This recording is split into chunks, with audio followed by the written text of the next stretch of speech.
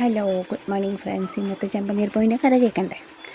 അങ്ങനെ ഇന്നത്തെ ചെമ്പനീർ പൂവിൽ ഇന്നലെ നമ്മളെവിടെയാണ് പറഞ്ഞു വെച്ചേ, സച്ചി ഗജാനന്ദനെ കാണാൻ പോയി. ഗജാനന്ദനെ തല്ലണ ഭാഗത്താണ് ഇന്നലെ പറഞ്ഞു വെച്ചത്. സച്ചി ഗജാനന്ദനെ തല്ലി തൊടിവിടെയാണ്. ഗജാനന്ദൻ ഒന്നും പറയാനും കൂടി സച്ചി സമ്മതിക്കുന്നില്ല. സച്ചി ഞാനൊന്ന് പറയട്ടെ എന്ന് പറയുമ്പോൾ സച്ചി നീ ഒന്നും പറയണ്ടാ പറഞ്ഞിട്ട് തല്ലിയാണ്.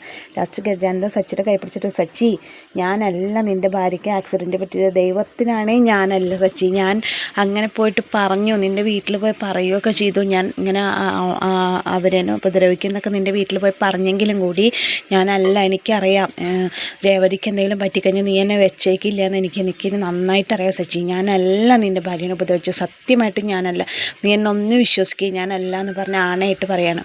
അത് കേൾക്കുമ്പോൾ സച്ചി ഇങ്ങനെ അടി നിർത്തുകയാണ്. അപ്പോൾ ഈച്ച പറയാം, സച്ചി അവനല്ല തോന്നുന്നോട്, വിട്ടേക്ക് അവനെ പറയും. ഗജാനന്ദൻ പറയും, ഞാനല്ല സച്ചി, നീ എവിടെ വേണമെങ്കിൽ പോയി അന്വേഷിച്ചോ. ഞാൻ നിന്നെ ദേഷ്യം പിടിപ്പിക്കാൻ വേണ്ടിയിട്ട് ഞാൻ അവിടെ പോയി പറഞ്ഞു എന്നുള്ളതൊക്കെ സത്യം. പക്ഷേ ഞാൻ ഒരിക്കലും രേവതീനെ ഉപദ്രവിക്കാൻ വേണ്ടി ഞാൻ ഒന്നും ചെയ്തിട്ടില്ല എന്ന് പറയാണ്. അങ്ങനെ സച്ചി എന്നാൽ ശരി പോടാ പറഞ്ഞിട്ട് അങ്ങനെ അടിയിൽ ഒഴിവാക്കിയിട്ട് ഗജാനന്ദനെ വിടുകയാണ്. അപ്പോൾ ഗജാനന്ദൻ മുകളിലേക്ക് ഇവിടുന്ന് പോടാ എന്ന് പറയാണ്. അപ്പോൾ അങ്ങനെ ഗജാനന്ദൻ വണ്ടി എടുത്തിട്ട് പോവാണ്. അപ്പോൾ ഗജാനന്ദനല്ല അതിൻ്റെ പിന്നിലെന്നുള്ള സത്യം സച്ചി തിരിച്ചറിയാതെ ഇനി ആരായിരിക്കും രേവതിയുടെ ആക്സിഡൻറ്റിൻ്റെ പിന്നിലെന്ന് സച്ചിക്ക് അറിയില്ല. ഇനി സച്ചി അടുത്തത് അന്വേഷിച്ച് കണ്ടുപിടിക്കും. ഈ സമയത്ത് സുധി പാർക്കിലിരുന്ന് സുധിയും ആനന്ദും കൂടി പാർക്കിലിരിക്കുന്നുണ്ട്. അപ്പോൾ ആനന്ദ് പറയും, നമുക്ക് ഇനി പാട്ട് പാടി കളിച്ചാലോ പറയും. അപ്പം എന്നാൽ ശരി, നമുക്കെന്നാൽ ഗാനമേളയാവാം. അപ്പം എന്നാൽ ഞാൻ പോയിട്ട് ചൂടുള്ള കടല മേടിച്ചിട്ട് വരട്ടെ എന്ന് പറയും. ശരി ബ്രോ പോയിട്ട് കടല മേടിച്ചിട്ട് പോകും. അപ്പോഴേക്കും ഞാനൊന്ന് ആലോചിക്കട്ടെ എന്ന് പറഞ്ഞിട്ട് അങ്ങനെ ആനന്ദ് കടല മേടിക്കാൻ പോണ സമയത്ത് സുധി ഇരുന്നിട്ട് ഏത് പാട്ടാണ് പാടേണ്ടത് എന്നൊക്കെ ഇങ്ങനെ ആലോചിച്ചുകൊണ്ടിരിക്കുന്ന സമയത്ത് ഗംഗേ എന്നുള്ള പാട്ടൊക്കെ വരും. അങ്ങനെ കുറേ സംഗതികളൊക്കെ ഉള്ള പാട്ടുകളൊക്കെ നോക്കും. ലാസ്റ്റ് അവനിരുന്നിട്ട് അറിയാതെ എന്നുള്ള പാട്ട് പാടുകയാണ്. അറിയാതെ പഴയ വാർത്തകൾ അറിയാതെ എന്നുള്ള പാട്ട് ഇങ്ങനെ ഇരുന്ന് പാടുന്ന സമയത്ത് ഒരാൾ കയറി വന്നിട്ട് അത് ഏറ്റുപിടിക്കുകയാണ്. അതായത് സുധി പാടിയതിൻ്റെ ബാക്കി പാടുകയാണ്. അത് വേറെ ആരുമല്ല, നീലിമ കൊട്ടേഷൻ കൊടുത്ത ഗുണ്ടയിലത്തെ ഒരാളാണ് സുധി പാട്ടിൻ്റെ ബാക്കി ഏറ്റുപാടുന്നത്. അത് കേൾക്കുമ്പോൾ സുധിക്ക് സന്തോഷം. ബ്രോ വെൽ ഡൺ ബ്രോ, നന്നായി പാടുന്നുണ്ടല്ലോ. അപ്പോൾ പറയുന്നത് നമുക്ക് ഇനി ഇങ്ങനെ നടന്നിട്ട് പാടാൻ പറയും അയാൾ. അങ്ങനെ സുധിയുടെ കയ്യും പിടിച്ചിട്ട് അയാളിങ്ങനെ നടന്നിട്ട് ഈ പാട്ട് മുഴുമിപ്പിക്കുന്നതിൻ്റെ ഉള്ളിൽ ഇവർ കാറിൻ്റെ അവിടെ എത്തുമ്പോൾ സുധിയോട് ഇങ്ങനെ കാറിലേക്ക് കയറാൻ വേണ്ടി ആക്ഷൻ കാണിക്കും. ഇങ്ങനെ കാറിലേക്ക് ആനയിക്കുമ്പോൾ സുധി പറയും, കാറിൻ്റെ ഉള്ളിക്കല്ല, പാടുന്നതിൻ്റെ ഉള്ളിൽ കൂടെ തന്നെ ആക്ഷൻ കൊണ്ട് പറയും, കാറിൻ്റെ ഉള്ളിക്കല്ല അങ്ങോട്ട് പറഞ്ഞാക്കും. അപ്പോൾ പെട്ടെന്ന് ബാക്കിയുള്ള 3 പേരും കൂടി കൊട്ടേഷൻ ടീമിലത്തെ വന്നിട്ട് സുധീനെ വലിച്ച് കാറിൻ്റെ ഉള്ളിലേക്ക് കയറ്റാൻ നോക്കുമ്പോൾ സുധി ഒക്കെ എവിടേക്കാണ് നിങ്ങൾ എന്നെ കൊണ്ടുപോകണം ചോദിക്കുമ്പോഴേക്ക് ഇവർ സുധീനെ വലിച്ച് ബലമായി പിടിച്ച് കാറിൻ്റെ ഉള്ളിലേക്ക് കയറ്റി. അപ്പോൾ ഇത് കണ്ടിട്ടാണ് ആനന്ദ് കടല മേടിച്ചിട്ട് വരുന്നത്. അപ്പോൾ ആനന്ദ് ഇത് കാണുമ്പോൾ അയ്യോ സുധീനെ എവിടേക്കാണ് കൊണ്ടുപോയി എന്നിങ്ങനെ വിചാരിക്കും. പക്ഷേ കാറിൻ്റെ നമ്പറൊന്നും ആനന്ദിന് നോട്ട് ചെയ്യാൻ പറ്റണില്ല. ആനന്ദ് ഒരു കറുത്ത കാറാണെന്ന് മാത്രമേ മനസ്സിലായിട്ടുള്ളൂ.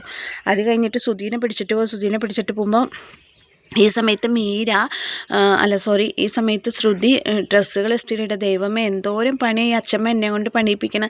ഈ നിലക്കായ ഞാൻ പണിത് ചാവും. ആൻറ്റി വരുമ്പോഴേക്കും ഞാൻ പണിത് ചാവും. ആൻറ്റിക്ക് ഏറ്റവും ഇഷ്ടം എന്നോടായിരുന്നു. ആൻറ്റി ഇതൊക്കെ അറിയുമ്പോൾ എന്തോരം വിഷമിക്കും.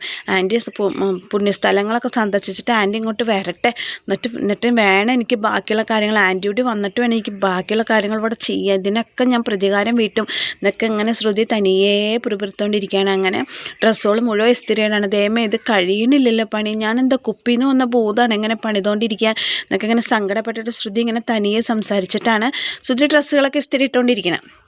ഈ സമയത്ത് അച്ചമ്മയും രവീന്ദ്രനും കൂടിയിട്ട് ഫ്രണ്ടിലിരിക്കുന്നുണ്ട്. അപ്പോൾ അച്ചമ്മ പറയും, ശ്രുതിയുടെ അനക്കൊന്നുമില്ലല്ലോ, എന്തെങ്കിലും കള്ളത്തരം ചെയ്യണ്ടാവുമോ എന്ന് ചോദിക്കുമ്പോൾ രവീന്ദ്രൻ പറയും, ഇല്ല അമ്മ എന്തായാലും അവളുടെ സ്വഭാവം മാറ്റിയെടുത്ത് അവളവിടെ പണിതുകൊണ്ടിരിക്കുകയാണെന്ന് പറയും രവീന്ദ്രൻ.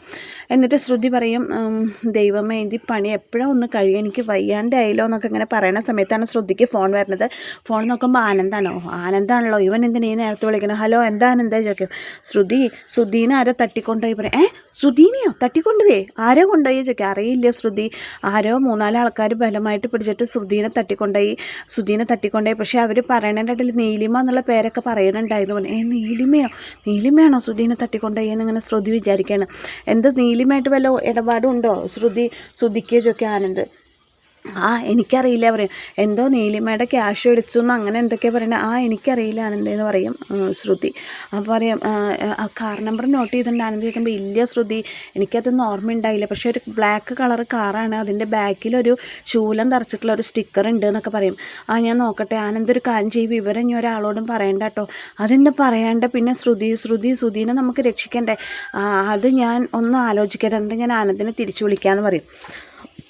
അങ്ങനെ പറഞ്ഞിട്ട് ശ്രുതിനെ നീലിമ തട്ടിക്കൊണ്ടുപോയിട്ടുണ്ടെങ്കിൽ ഇനി രക്ഷിക്കാൻ ഞാൻ എന്താ ചെയ്യുക ദൈവമേ, എനിക്കൊരു ഐഡിയയും കിട്ടുന്നില്ലല്ലോ, ആരോടും പറയാനും പറ്റില്ല. വീട്ടിൽ പറഞ്ഞു കഴിഞ്ഞിട്ടുണ്ടെന്നുണ്ടെങ്കിൽ ഞങ്ങളെ അച്ഛൻ തന്ന പൈസ നീലിമ തിരിച്ചു തന്നെന്നും അതെടുത്തിട്ടാണ് ഞങ്ങൾ ഷോറൂം തുടങ്ങിയതെന്നും വീട്ടുകാരൊക്കെ അറിയും. പിന്നെ സച്ചിയൊക്കെ അറിഞ്ഞു കഴിഞ്ഞാൽ പിന്നെ ഇവിടെ ഇരിക്കേണ്ടി വരില്ല, ഞങ്ങളെ കൊല വിളിക്കും.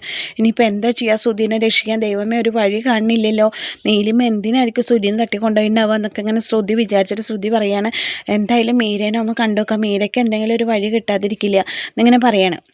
എന്നിട്ട് മീരയെ കാണാൻ വേണ്ടിയിട്ട് ശ്രുതി ഡ്രസ്സൊക്കെ മാറിയിട്ട് താഴത്തേക്ക് ഹാളിലേക്ക് വന്നപ്പോൾ അച്ഛമ്മി രവീന്ദ്രനും കൂടി അവിടെ ഇരിക്കുന്നുണ്ട്. അപ്പോൾ അവർ ചോദിക്കും, നീ എവിടേക്കാണ് പോണേ എന്ന് ചോദിക്കും. അപ്പോൾ ഞാൻ പറയാൻ വന്നിട്ട് മീരയെ കാണാനോ അല്ല. അപ്പോൾ രവീന്ദ്രയ്ക്ക് മോള് മീരയെ കാണാനോ പോകണം. അല്ല അച്ഛാ, ഞാൻ പോയി മീൻ മേടിച്ചിട്ട് വരാൻ പറയും. മീൻ മേടിക്കാനോ, നിനക്ക് ഇവിടെ പിടിപ്പത് പണിയില്ല, നിനക്ക് മീൻ മേടിക്കണം എന്നുണ്ടെങ്കിൽ രവിയോട് പറഞ്ഞാൽ പോരെ, രവി പോയി മേടിച്ചിട്ട് വരില്ലേ, നീ ഇനിയിപ്പോൾ ഈ പണിയുടെ ഇടയിൽ കൂടെ മീൻ മേടിച്ച് ഇവിടുത്തെ പണികളൊക്കെ ആര് ചെയ്യും ചോദിക്കും. അല്ല അച്ഛമ്മേ, അതങ്ങനെ അച്ഛൻ പോയി മേടിച്ചാൽ ശരിയാവില്ല, നല്ല മീൻ നോക്കി മേടിക്കണം, ഞാൻ പെട്ടെന്ന് വരാം, കുറേ നേരമൊന്നും പിടിക്കില്ല, ഞാൻ വേഗം വരാൻ പറയും. നീ കള്ളത്തരം കാണിച്ചിട്ട് പോകാമെന്നല്ലോ ചോദിക്കുക അച്ഛമ്മ. അല്ല അച്ഛമ്മേ, ഞാൻ പോയിട്ട് വേഗം വരാൻ പറയുക ശ്രുതി. എന്നാൽ ശരി, വേഗം പോയിട്ട് വാ എന്ന് പറയും. എന്നിട്ട് അങ്ങനെ ശ്രുതി മീരേനെ കാണാൻ വേണ്ടിയിട്ട് വീട്ടിൽ നിന്ന് പോവാണ്. ശ്രുതിനെ രക്ഷിക്കാൻ എന്തെങ്കിലും മാർഗ്ഗമുണ്ടോ എന്ന് അറിയാൻ വേണ്ടിയിട്ട് മീരയെ കാണാൻ വേണ്ടിയിട്ട് വീട്ടിൽ നിന്ന് പോകണം. ഈ സമയത്ത് കാറിൻ്റെ ഉള്ളിൽ ശ്രുതി ചോദിക്കുന്നുണ്ട്, നിങ്ങൾ എന്നെ എവിടേക്കാണ് കൊണ്ടുപോകണം, എവിടേക്കാണ് എന്നെ കൊണ്ടുപോകണം, നിങ്ങൾ എന്ത് ചെയ്യാൻ എന്നെ കൊണ്ടുപോകണം, ഞങ്ങൾ നീലിമ മാഡത്തിൻ്റെ അടുത്തേക്കാണ് നിന്നെ കൊണ്ടുപോകണം, ബാക്കിയൊക്കെ നീലിമ പറയാണ്. ബാക്കിയൊക്കെ നീലിമ പറയുമെന്ന് പറഞ്ഞിട്ട് അവരങ്ങനെ കൊണ്ടുപോയിട്ടൊരു വീടിന് മുമ്പിൽ നിർത്തുമ്പോൾ അതിൻ്റെ ആ വീട് തുറന്ന് വരുന്നത് നീലിമയാണ്. നീലിമേനെ കാണുമ്പോൾ ശ്രുതി ചോദിക്കും, നീ എന്തിനാ എന്നെ അങ്ങോട്ട് തട്ടിക്കൊണ്ടുവന്നേ, ഞാൻ എന്ത് തെറ്റ് നിന്നോട് ചെയ്തിട്ടാന്ന് ചോദിക്കും. നീ എന്ത് തെറ്റ് ചെയ്തു എന്നോ, ഞാനാടാ നിന്നെ തട്ടിക്കൊണ്ടുവരാൻ പറഞ്ഞത്, എൻ്റെ 50 ലക്ഷം രൂപ തന്നാലേ നിനക്ക് ഇനി രക്ഷപ്പെടാൻ പറ്റുള്ളൂ. അപ്പോൾ ഗുണ്ടകൾ പറയും, കൊട്ടേഷൻ ടീം പറയും, കൊട്ടേഷൻ ചെയ്യുമ്പോൾ ശ്രുതിയോട് പറയണം, നീ എന്തായാലും മാഡത്തിൻ്റെ അടുത്ത് 50 ലക്ഷം രൂപ മേടിച്ചിട്ടില്ല, നീ തിരിച്ചു കൊടുത്തോ മര്യാദയ്ക്കെന്ന് പറയണം. ഞാൻ തിരിച്ചു കൊടുക്കാൻ, ഞാൻ എന്തിനവൾക്ക് തിരിച്ചു കൊടുക്കണം, നിനക്ക് പൈസ തന്നത് നീയല്ല എന്നെ പറ്റിച്ചിട്ട് പോയി ചോദിക്കും നീലിമോട്. അപ്പോൾ നീലിമ പറയും, എൻ്റെ പൈസ കൊണ്ടല്ലേ നീ കട തുടങ്ങി, ആര് പറഞ്ഞോ നിൻ്റെ പൈസ കൊണ്ടൊന്നല്ല ഞാൻ കട തുടങ്ങിക്കണം, ഞാൻ കട തുടങ്ങിയത് ശ്രുതിയുടെ അച്ഛൻ തന്ന പൈസയും കൊണ്ടാണ്, നീ നുണ പറയേണ്ട ശ്രുതി, നീ എന്തായാലും പൈസ തരാതെ നീ ഇവിടുന്ന് പുറത്തേക്ക് ഇറങ്ങില്ല, ജീവനോടുകൂടി പുറത്തേക്ക് പോയില്ല എന്ന് പറയുന്നത് നീലിമ. അപ്പോൾ ശ്രുതി പറയും, ശരിയാണ്, നിൻ്റെ മൂലധനം കൊണ്ട് തന്നെയാണ് ഞങ്ങൾ കട തുടങ്ങിയത്, അതിച്ചിട്ട് അത് നിൻ്റെ പൈസ എന്നല്ലോ, നീ എൻ്റെ അച്ഛൻ കഷ്ടപ്പെട്ടുണ്ടാക്കിയ പൈസ എന്ന് നീ അടിച്ചു മാറ്റി കൊണ്ടായതല്ലേ 50 ലക്ഷം രൂപ, പിന്നെ നിനക്ക് എന്ത് യോഗ്യതയെ തിരിച്ചു മേടിക്കാനുള്ളത്, എന്ത് വന്നാലും ശരി നീ എൻ്റെ കയ്യിൽ നിന്നും തട്ടിയെടുത്ത 50 ലക്ഷം രൂപ എനിക്ക് തിരിച്ചു തന്നേ പറ്റൂ, ഒന്നുകിൽ നീ 50 ലക്ഷം രൂപ എനിക്ക് തരണം, അല്ലെങ്കിൽ നിൻ്റെ ഷോറൂം എൻ്റെ പേരിൽ എഴുതി തരണം, അല്ലെങ്കിൽ നീ ജീവനോടുകൂടി ഇതിൻ്റെ ഉള്ളിൽ നിന്ന് പുറത്തേക്ക് പോവില്ല എന്ന് പറഞ്ഞിട്ട് നീലിമ ശ്രുതിനെ ബ്ലാക്ക് മെയിൽ ചെയ്യണം. അങ്ങനെ ശ്രുതിനെ നീലിമ തട്ടിക്കൊണ്ടുപോയി ശ്രുതി ജീവനോടുകൂടി ഉണ്ടാവുമോ, ശ്രുതിനെ കൊല്ലോ ഒന്നും അറിയില്ല. നീലിമയുടെ കയ്യിൽ തോക്ക് ചീണ്ടിയിട്ടാണ് നീലിമ ഭീഷണിപ്പെടുത്തുന്നത്.